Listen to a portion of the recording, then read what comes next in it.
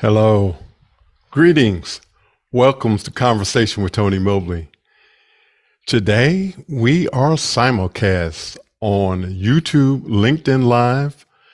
We hope that you enjoy this experience.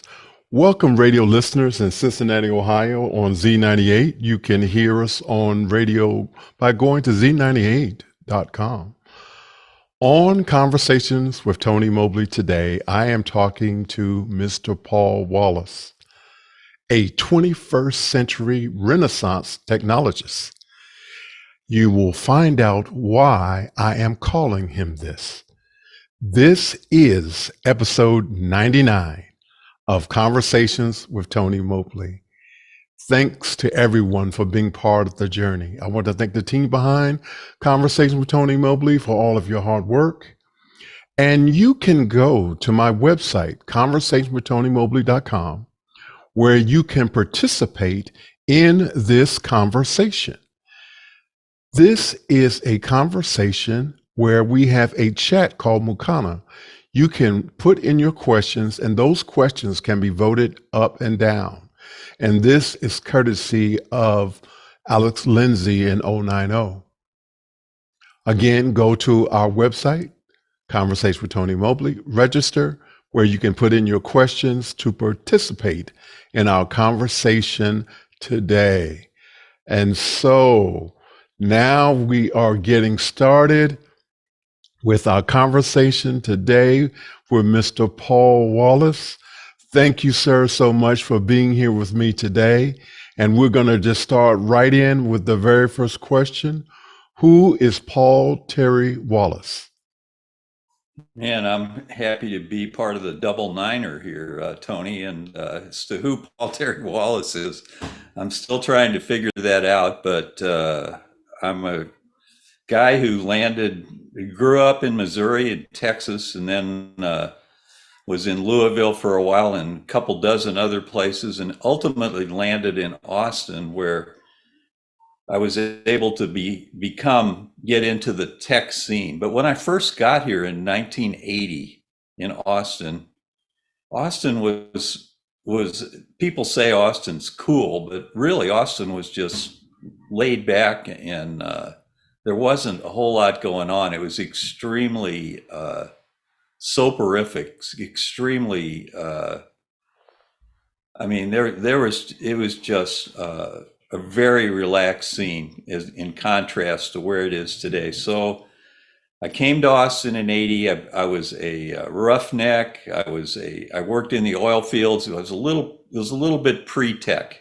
So I just went out and worked in construction in the oil fields, and then tech came along, and maybe at some point later in this broadcast, I can tell you about my saga with tech in Austin. It's quite a story, but basically when I first came here, it was just a sleepy little town, that nothing resembling what it is today. I'll toss it back to you. Thank you, sir. How did your family influence you becoming the person you are today? My family in contrast to my wife's family, which has hundreds of relatives, my family was relatively small. And I grew up in St. Louis, and my father came from Minnesota, kind of a Viking heritage. All his family came from Norway. My mom's family was in St. Louis, and they mostly were Germanic, came from Germany. Some of them came over on the Titanic. Luckily, they got on a lifeboat, and wow. And so anyway, I had an almost idyllic childhood, because in St. Louis, my grandparents had a cottage up north of St. Louis in an area called Chautauqua, Illinois. And the Chautauqua was kind of an idyllic community. In fact, there was a whole Chautauqua movement started in New York, and this was kind of a laid back version of that Chautauqua movement. And we had an incredible childhood. We had freedom and no worries and no crime and no, nothing to worry about. Everything was really idyllic. There was no tech as a child, the only tech was the radio, really. And so I kind of got spoiled as a child, having such a great environment to grow up in. That's very cool. Thank you so much for sharing that. Um, how did you get connected with office hours? Uh, there's a guy on office hours named John Preto. You might have heard of him. He was like in a group prior to office hours called Blab. I think you were on Blab, weren't you? Yes, I You was. were on there. Yeah. So anyway, I don't know, I guess he told me about it right when office hours was starting to really get into gear. He had been on there for a while, and they were just kicking into gear and getting their broadcasts going, and they looked way different than they do today. The broadcasts back then, it was there wasn't the structure, there wasn't the framing, there wasn't the stress on perfect audio and perfect video. It was like pretty much everybody showed up like in a Zoom meeting, like you see in a lot of Zoom meetings. And that's when I came on the scene. I wish I could pinpoint it better than that, but it's kind of funny to go back and look at some of those early office hours shows. They're pretty in contrast to what we see today. You are a daily contributor who is known to be prolific for your questions. Where do you get the energy to put in those many questions? Do you have a method in order to be able to do that?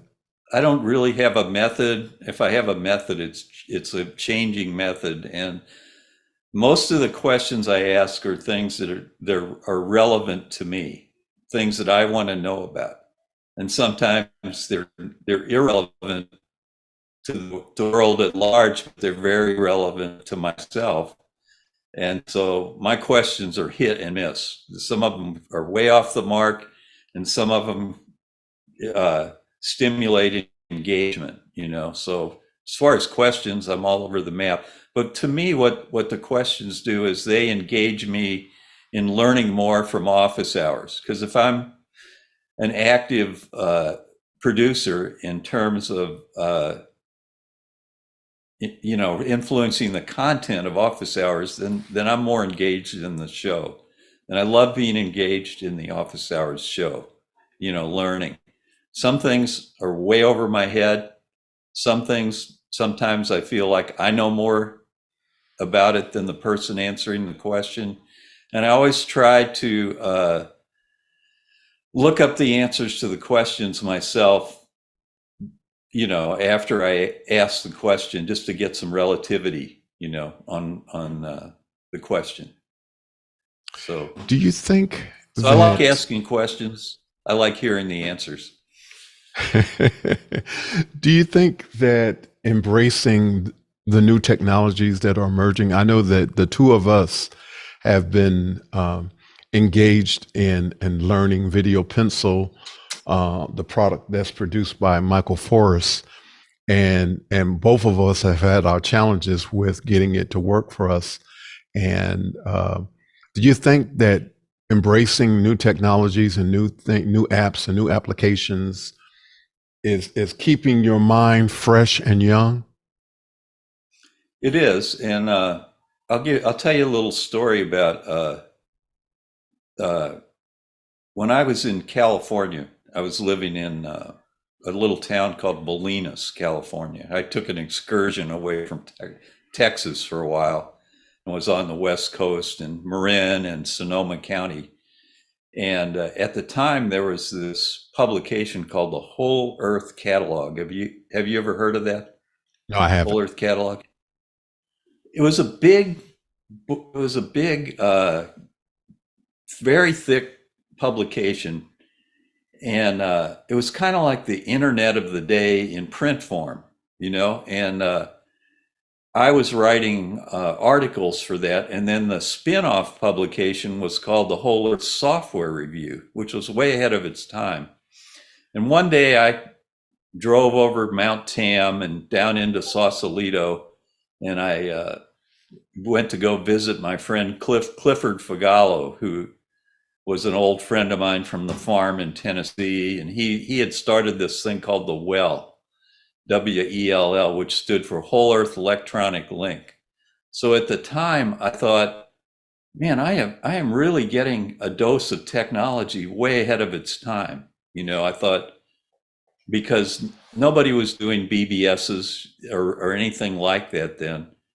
But Cliff, one day, he pulled out a binder, an 8.5 by 11 binder, and he said, try this software. And I had an Apple IIe computer with a couple of floppy drives. I forget if they were floppies or 3.5-inch drives. And he gave me this program called AppleWorks.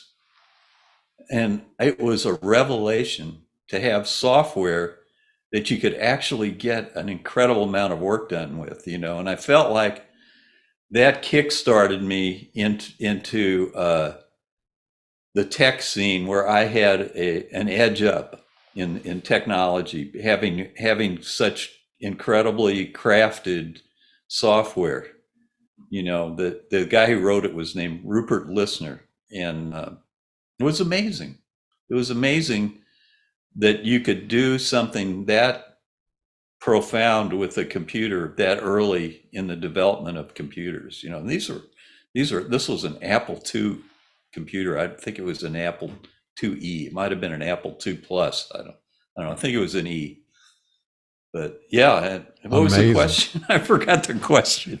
Tell me. No, I was asking about the whole idea of embracing. I think it's safe to say that both of us are up in age, and the fact that we are both embracing technology in a way that, like you said, there are times when we are dealing with stuff that's way over our head in terms of maximizing the use of it and really trying to understand the technology. But I have made a decision that even if I don't understand it, I'm going to continue to fight to try to learn as much as I can. And I think that keeps us young and keep our minds working in a way that's positive. Yeah, I can't run circles around millennials anymore when it comes to tech. They've all caught up and gone way beyond. And right now I have to drag race to keep up, and I'm 78 to give you some relativity. Absolutely. Our next question is, how did you become known as the original king of Twitter?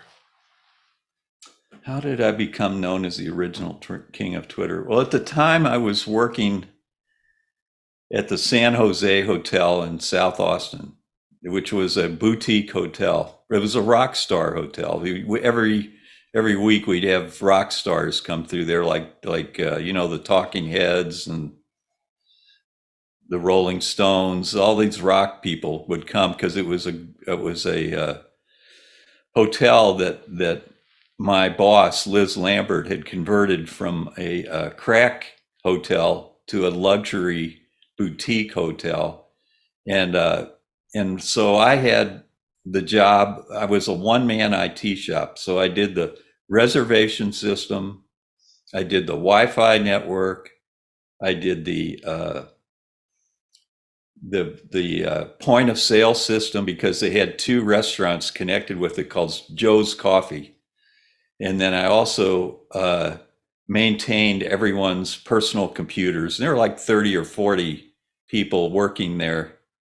And they were growing this network of boutique hotels. So to get around to the king of Twitter question, I had some spare time while I was doing system administration, and I figured out a way to access Twitter from the command line, where I could rapidly enter things and use the Unix tools to create content on Twitter and search for things on Twitter, and then South by Southwest came along, and when they rolled Twitter out while I was working there.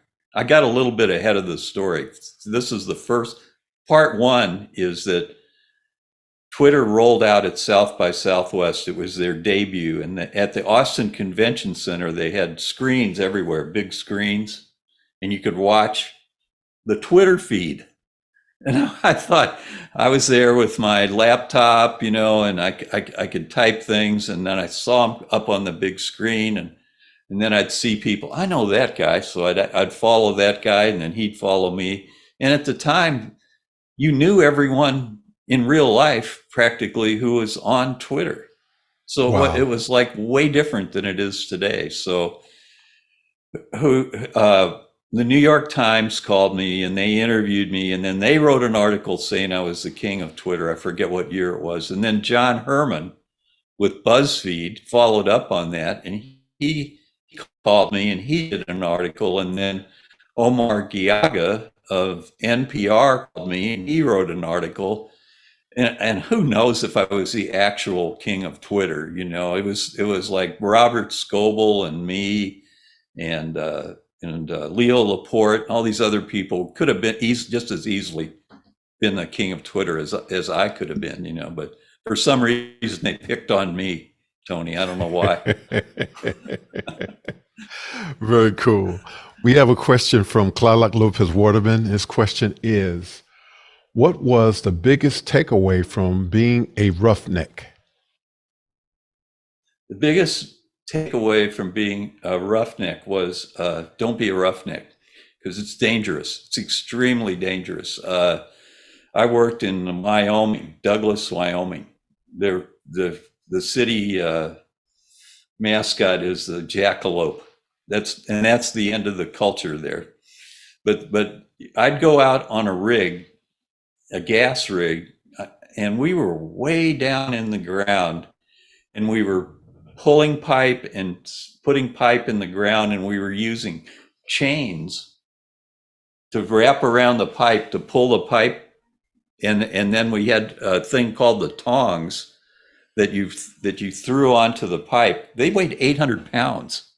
So you had the tong guy on one side with the 800-pound tongs wrapping it around I think it was the lower pipe, and then the guy with the chain threw it at the pipe, and then the driller would pull the chain, and it would either screw the pipe or unscrew the pipe, and that's an exceedingly dangerous thing to have your fingers and your body mixed in with these giant tongs and chains. And then there was another guy way up high. He probably had a very dangerous job too. And then the driller ran the whole show. So there was like four people drilling, miles and miles into the earth. And it was quite a deal. And then the hardest part of being a roughneck was when you had to pull all the pipe constantly. You were constantly pulling it all out, and you stacked it all up on the decks so that the guys from Schlumberger, or the guys with the test equipment, could run their test equipment down there, and they'd run test gear down in there and find out how much oil was down there, or gas, or whatever. Anyway, did I answer your question? Yes, sir, you did. What was the question? I don't know. I forgot. Basically, what was it like to be a roughneck? One of the things about being 78 is you forget.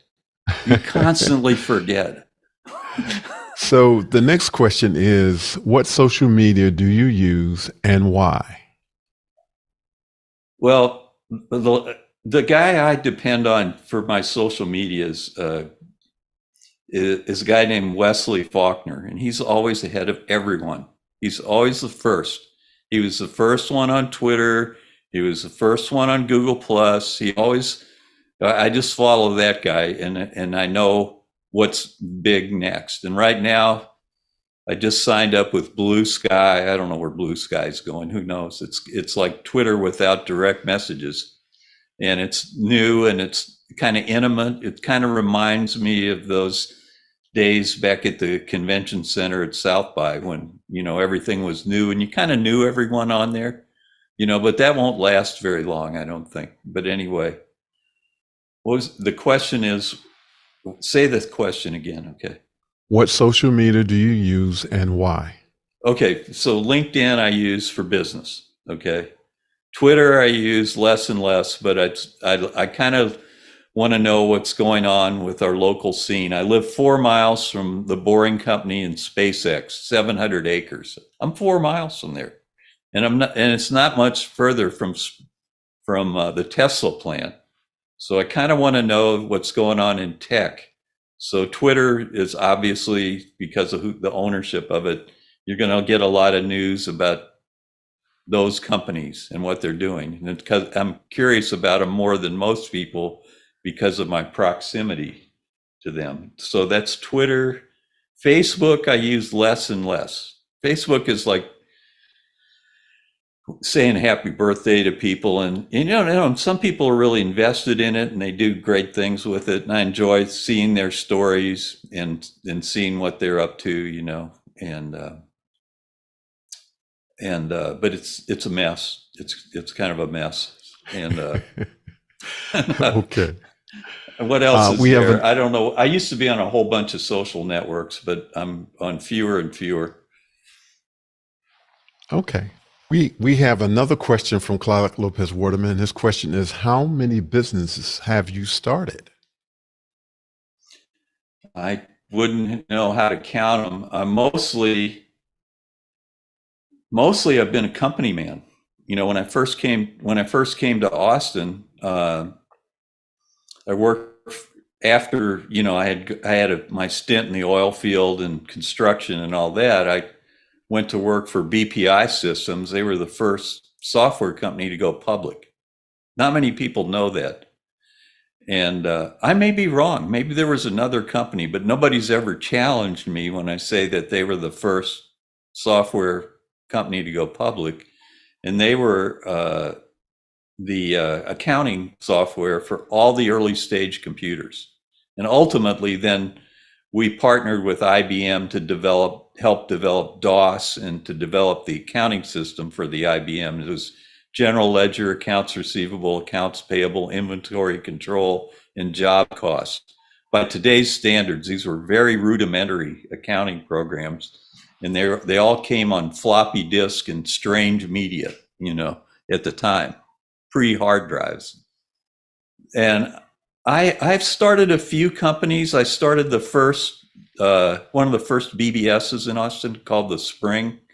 And that kind of grew out of my connection to the Whole Earth Electronic Link, the WELL, which was the analogy for the West Coast BBS. And then I thought, well, I'll start the Spring. That'll be Austin's BBS, because we have a very famous body of water in town called Barton Springs. It's unlike any other in almost any other city. It's just incredible.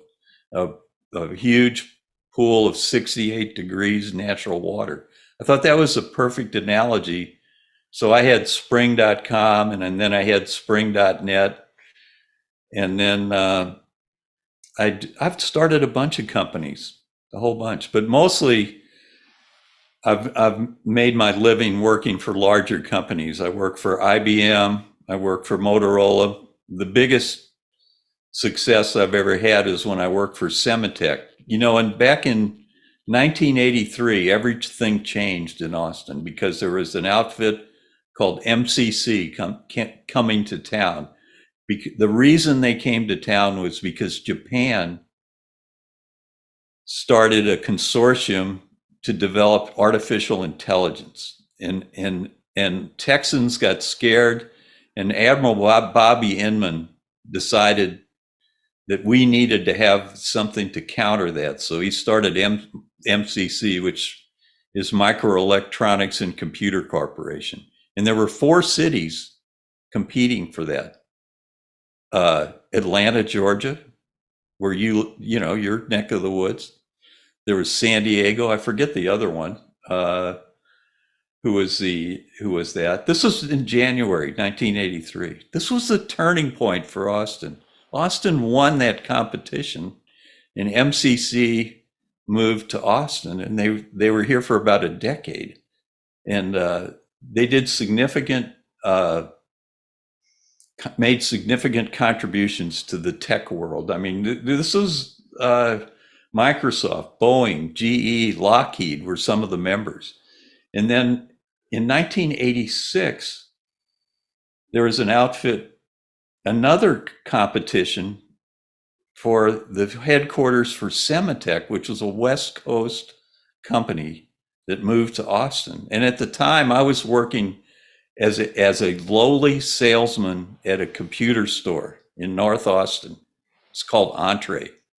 And so I was there. I had been there about a week, and I was failing in computer sales. And then I got a phone call one day, and on the other end of the phone was a guy who said, "This is Jay Cash with Semitech, and we just came here from California. Can you help us out? We need 40 computers."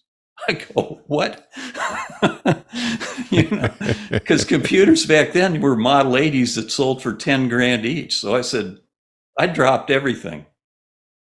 And for the next 5 years, I made my living at Semitech. I sold them all their computers, all their hardware, all their networks. It was like Novell networks, and token ring networks, and Model 80s and Model 70s, and NEC printers, and it was luck. It was pure luck, because I could have slogged the rest of my life as a lowly computer salesman. All of a sudden, here I was at the center of the second greatest thing to ever happen to Austin in tech, which was Semitech. And you guess who was the president of Semitech? I have no idea. There's a guy named Bob Noyce, Robert Noyce, Noyce, Noyce.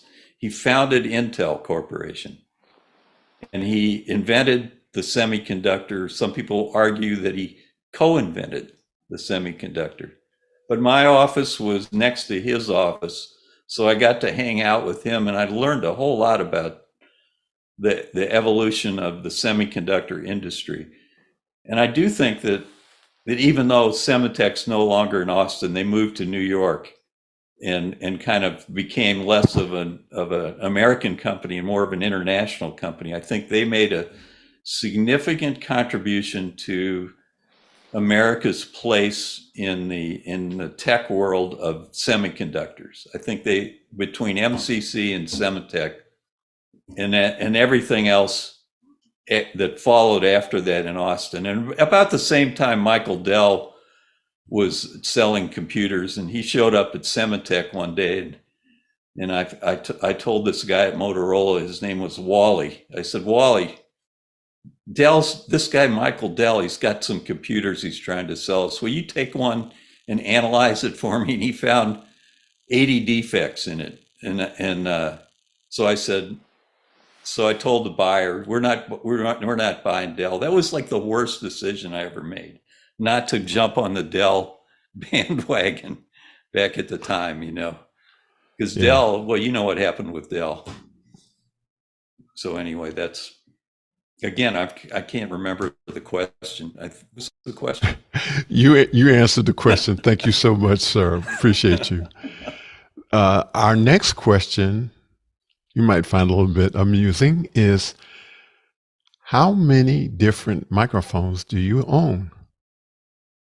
I don't know. They're all in a box under that table right there. There's a table right down there.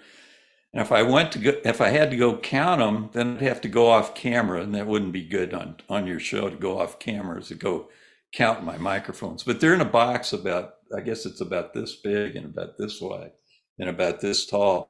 But I do have a lot of ham radio microphones. So I think I have more microphones for ham radio than I do for audio and video. And how do you count microphones? I've got an MV7 here that Chris Fenwick turned me on to, and that's all I need now, basically. I mean, I've tried other things, and it always comes back to the good old MV7, and I can't give you a number, Tony. I wish I could. Paul, can you tell us about the joke that's associated with that? What is the joke about you and microphones? Oh, you tell them the joke. You could tell them better than I can. What is the joke? Well, the joke is that you have that every time a model of microphone comes out, you get it, try it out to see if it works or if it's something that's worthwhile continuing to use, and that there are so many that you don't know how many you have. Yeah, I've got a few. Like I say, I got a box down there, and I guess I got a few scattered here and there in my other offices over there. You know, But but I just you can't would give say you a that, number. but the joke is really exaggerated, right, Paul? It's Is that what you say? relentless. It's relentless and unforgiving, and Okay, we have and another nobody question. tires of that joke. I mean, they get endless pleasure out of that joke, and I'm so happy that they get so much enjoyment out of that. You know. Tlaloc Lopez Waterman is back again, and his question is, what is the state of ham radio? It's interesting because there's actually a guy on office hours who I didn't even know was a ham, and I talked to him the other day, and he has what's called a solid state ham radio. It's all solid state, and it's made here in Austin, and it's called a flex radio, and that's the cutting edge right now. So that's one trend, is digital radio. Another trend is that the traditional manufacturers of ham equipment like Yaesu and Kenwood and ICOM are now incorporating digital into their radios with varying degrees of success. And then another trend is that there's this thing called All-Star. Allstarlink.org is the place to go to find out about it. But that with me and a lot of my early day friends in ham radio in Austin, we're using that now to communicate. Like I have a friend who moved to Hot Springs, and we just set up a link back and forth. So if I pick up my microphone and talk, he's on the other end. I mean, I could go grab a radio right now and call him, and he probably wouldn't answer because that's the way demos go. So I won't do it. But All-Star is amazing, allstarlink.org. And this guy that is on here, and you know, what's the guy's name in Australia on office hours? What's his name? I can't think of his name. But I'm trying to help him. He's got a bunch of Raspberry Pis, so I'm trying to help him build a All-Star node so he can listen in on the All-Star conversations. And I'll stop there because I'll get carried away talking about ham radio. So I'll put it. I do have a question, and forgive me for asking this question because it's strictly, I know nothing about ham radio, but I'm curious. Is there a way to utilize the ham radio with a smartphone? Oh yeah, there's apps. There's many apps on the smartphone. Let's see, what do I have? What's on my smartphone? Do I have a ham?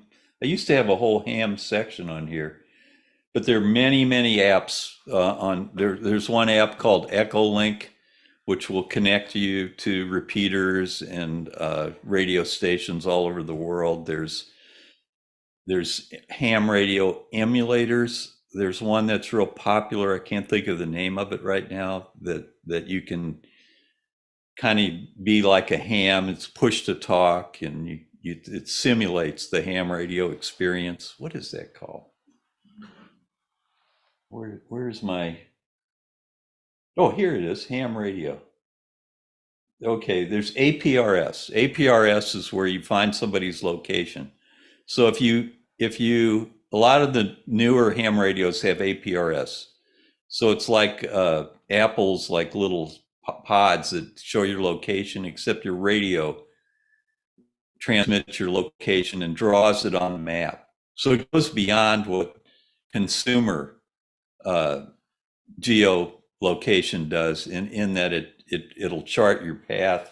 And then there's, of course, Echolink and there's this thing called R Finder. If you go to R Finder, you can, in like a matter of 30 seconds, you can say, give me all the repeaters and radio stations in Austin, and it'll download 200 frequencies with offsets and the PL tones and everything to your radio in like 5 minutes. You're done.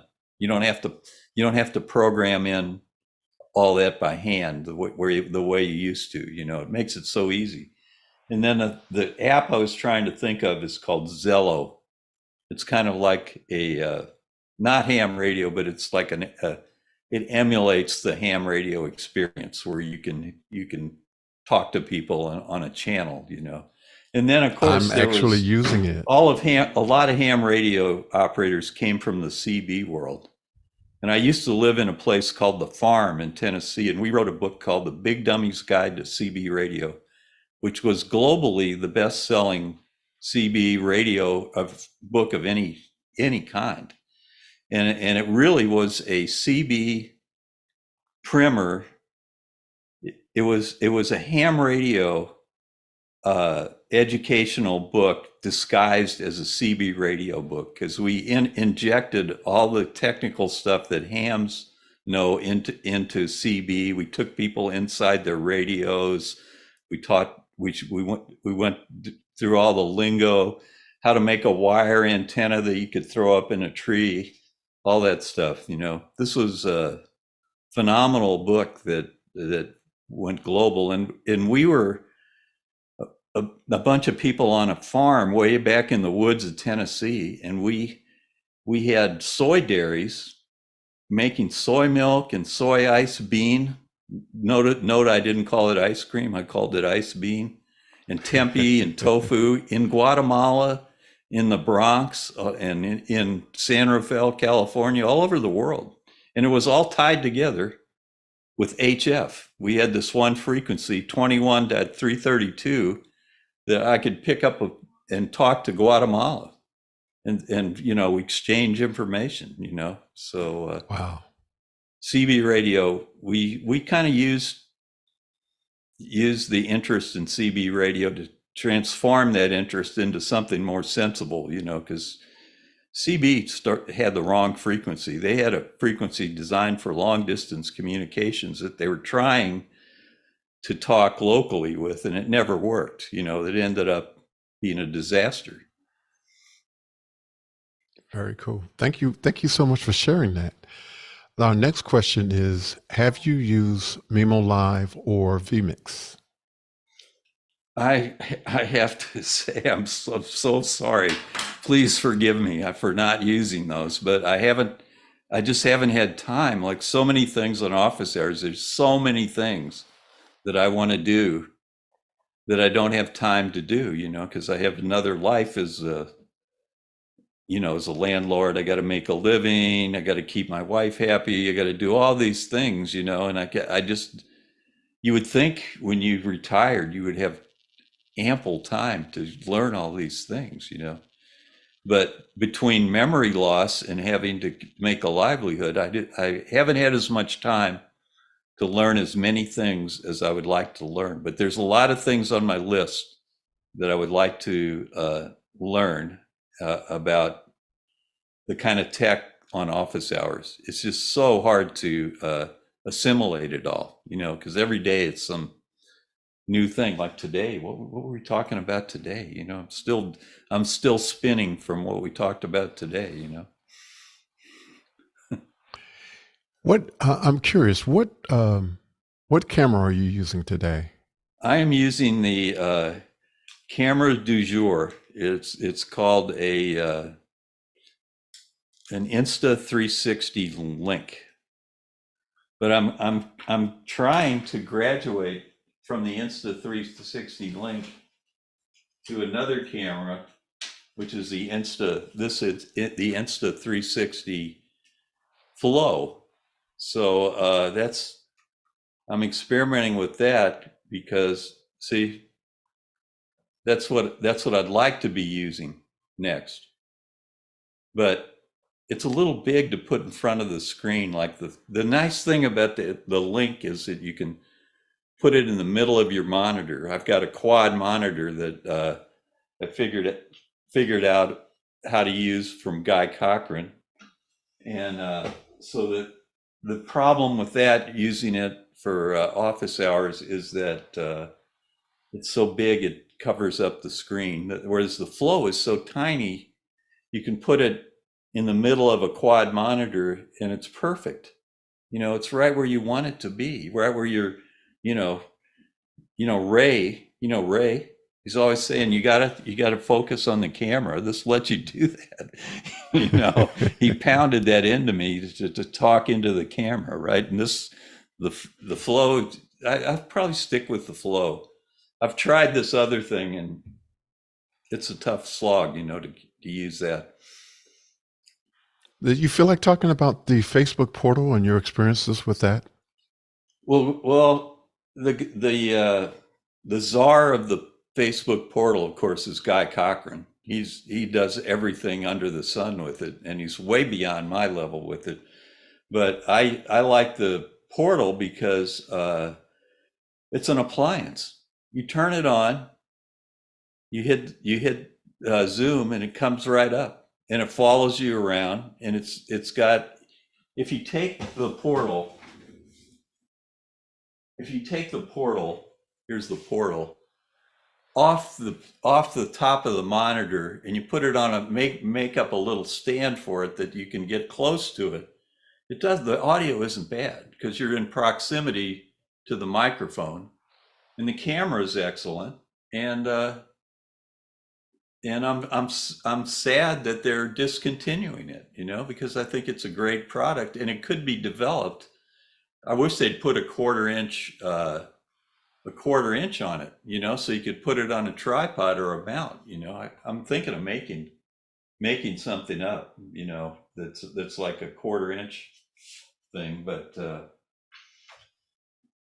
it's okay if you close talk it and keep it close. And it's not so good if you put it on a monitor across the room and expect to get good audio out of it, because you won't get good audio out of it. But you can get acceptable, usable audio if you set it up right. And it's got you can call your Facebook friends on it. You can call your what's the name? I can't think of the name of the other. It's got a lot of cool apps, and you can also watch Netflix on it. I found out I could watch YouTube on it.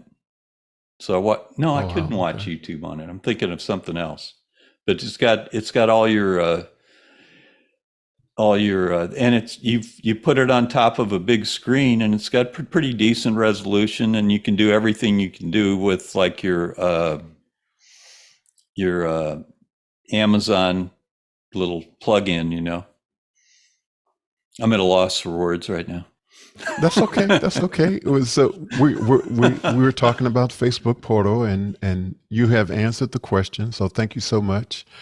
And I am going to change the question that we actually have because we had a conversation prior to conversation with Tony Mobley going live. I'm going to change the question a little bit. So can you talk a little bit about your use of Video Pencil? It's kind of a little bit frustrating because I haven't had enough time to spend to master it. I mean, I've got it on here on my iPad, and I've had fun with it. What I really like about it is when you go like this with your finger across the screen and you talk, it does a pretty good job of translating what you say into text. It's great. So if I'm doing a show like this, and I want to make an instant lower third, I just go like that and say what I want the lower third to say, and it puts it there. And then it's got a pretty decent palette. And now he's hot rodded the pencil. I'm just not up to speed like you are, Tony. I need to get caught up to you in terms of the Video Pencil Well, learning curve. I'm still playing with it, and I'm still experimenting, and I'm trying to keep the updates because Michael is prolific in creating making improvements on the fly, and he's constantly improving it, and so there are still things for me to learn as well, and maybe one day we'll have a conversation with Tony Mobley where we just play with video pencil during the entire conversation. Someday, Tony, someday All right. we will, And we will, so, video pencil will be like second nature. right. And so our next question is, how did the pandemic affect how you work? Oh, it messed up my whole routine. I mean, before the pandemic, I have a condo in downtown Austin, so I was working out for like the 3 or 4 years prior to the pandemic. I took every fitness class they offered, and then I took the fitness instructor training program at the University of Texas to become a certified fitness instructor. And I was starting to teach fitness classes, and I was starting to get super fit, super healthy. I was swimming, I was playing basketball, I was teaching classes in Nike Training Club, total body fitness, going to Nike events, and there was me, in my 70s, and then everybody else in the class was in their 20s. But to me, Wow. it was keeping me healthy and going. And then when the pandemic came, we just hibernated. We hibernated, and I kept up some exercise. I mean, I mostly did stretch bands. I still do that, and I still go swimming. But it definitely took me off the fitness path that I was on. Because you couldn't be in groups anymore, and particularly where I lived at the University of Texas, it was really hard hit with the pandemic, with COVID. It was very hard hit. So I just kind of I was very conservative. I stayed away from people, and in office hours was really helpful in keeping me alert and in tune, so I wouldn't go off on some strange tangent. I was with some people who were sane, who knew tech. It's great to be around people who know more than you do about tech, because you learn so much. Well, thank you so much for that answer. Our next question is, while we're waiting for the next question, I want to say we have some more time left, and we are not begging, but if you have a question that you want to ask Paul before we finish, this is a good time to get it in. Please talk about things that inspire you. Office hours inspires me every day because there's so many inspirational moments in watching the office hours show, and and the other things that inspire me are just keeping up with this world, the way this world is evolving, and the business and the artificial intelligence and all this. All these things inspire me to. My wife inspires me. She's my counterpoint. She inspires me all the time, especially to keep things neat and orderly and organized. Which I'm not that great at doing, but she inspires me to do that because she's like a human tornado going through the house, and when she's done, everything is like perfect. Primo, perfect, everything in its place, that inspires me. And then just the whole scene that I'm in here in Austin, it's so challenging, we're in such a challenging time in the city right now with the tech and then the growth and it's just inspiring and challenging. And in some ways, it's disappointing that we're not this lazy, laid back Slackerville anymore. But you got to stay inspired to keep up. Okay. So next question. Next question is, what was your experience with South by this year? Okay, this year I thought I would get a pretty good group together to do it, but that never happened. And I did it. What was really great was when Hugh opened up the trade show.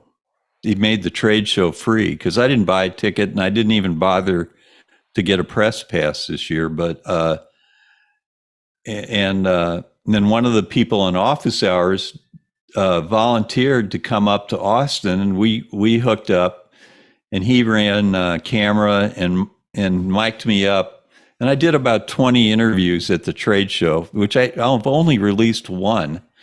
And I plan on releasing all the other ones. And I went around and talked to people. It was like the old days, And I wasn't planning on that much happening. And then the big thrill for me was that my softball team won the championship this year. On the last day of South by, they always have a softball tournament. That. Yeah, and we won the championship. That. Yeah, I wasn't the team coach this year. I didn't get to coach. I coached the third place team 3 years ago, and then last year I coached the second place team. But this year I was just a player on Nick's team. Nick's the publisher of the Austin Chronicle, the local weekly magazine. You guys have a weekly magazine, don't you?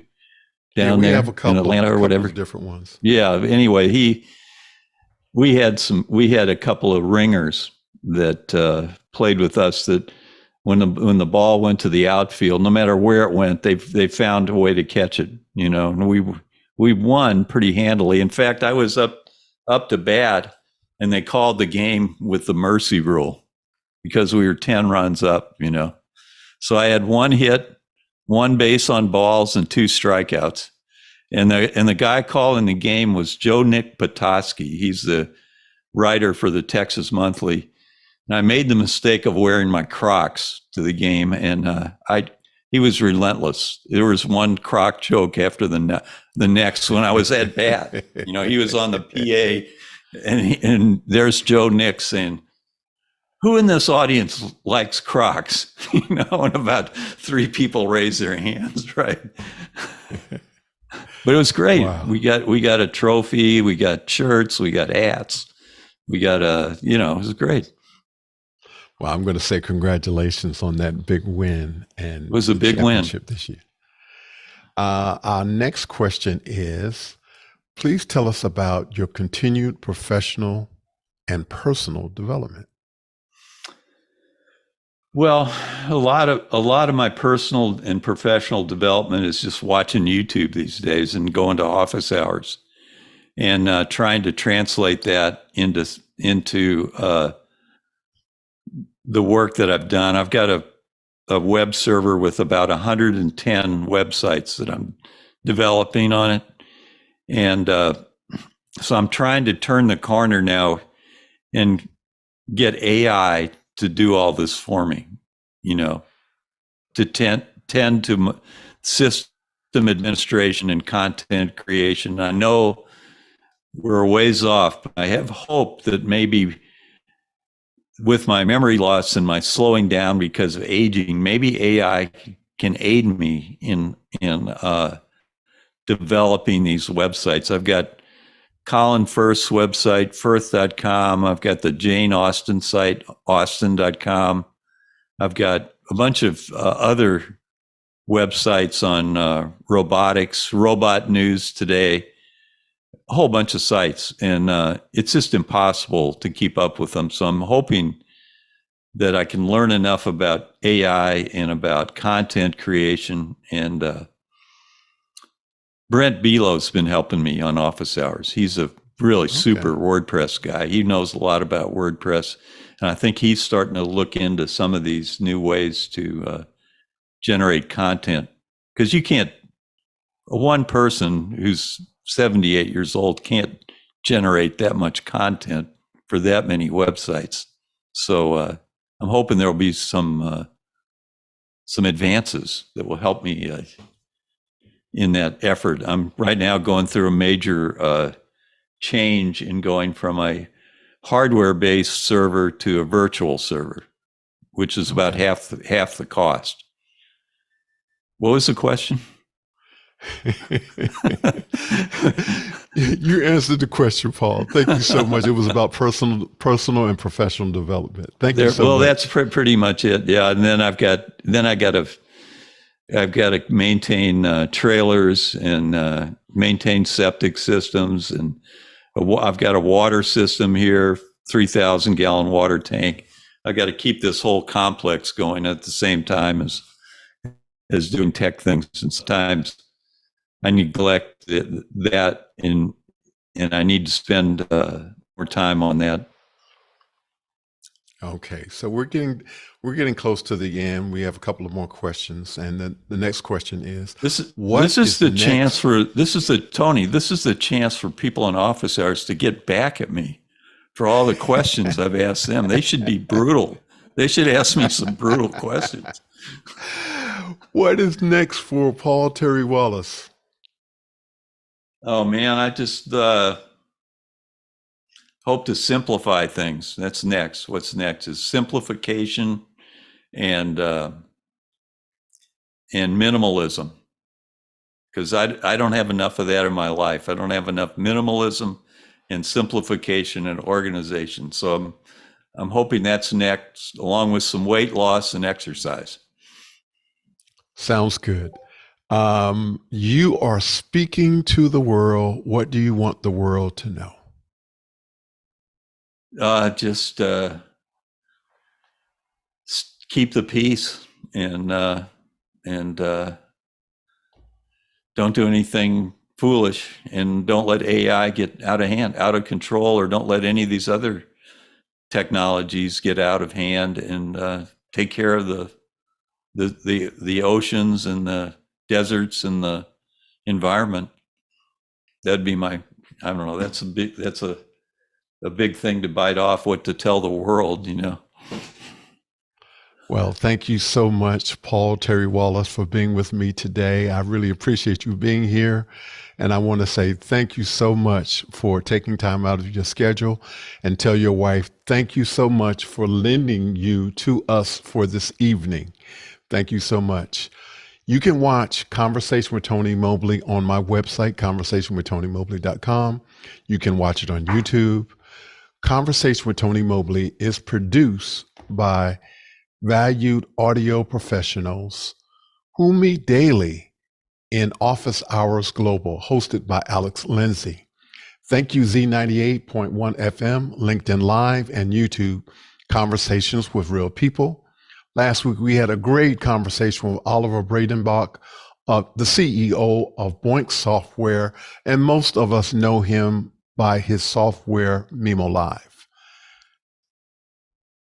When you have time, we ask that you go back and look at the 90 plus, that's what I said, 90 plus episodes of Conversation with Tony Mobley. And I think you will find something that you like and hopefully is helpful to you. Conversation with Tony Mobley can be heard on 98.1fm.com. Our audience in Cincinnati, Ohio, thanks to Taylor Sunderhouse and the team behind Conversations with Tony Mobley for making this happen. Thank you, Paul Terry Walhus, for being being with me today with our conversation, for doing the work that you do, and for being the person who you are. Conversation with Tony Mobley will have episode 100 next week. That's right, episode 100 next week. It will be a panel conversation where we will talk about these 100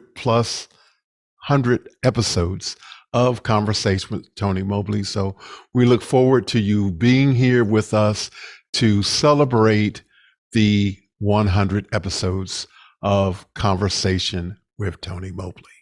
So again, we want to say thank you all so much for being with us today. Thank you, Paul Terry Walhus. Take care, everyone. Good night. God bless. See you soon. Take care. Bye-bye.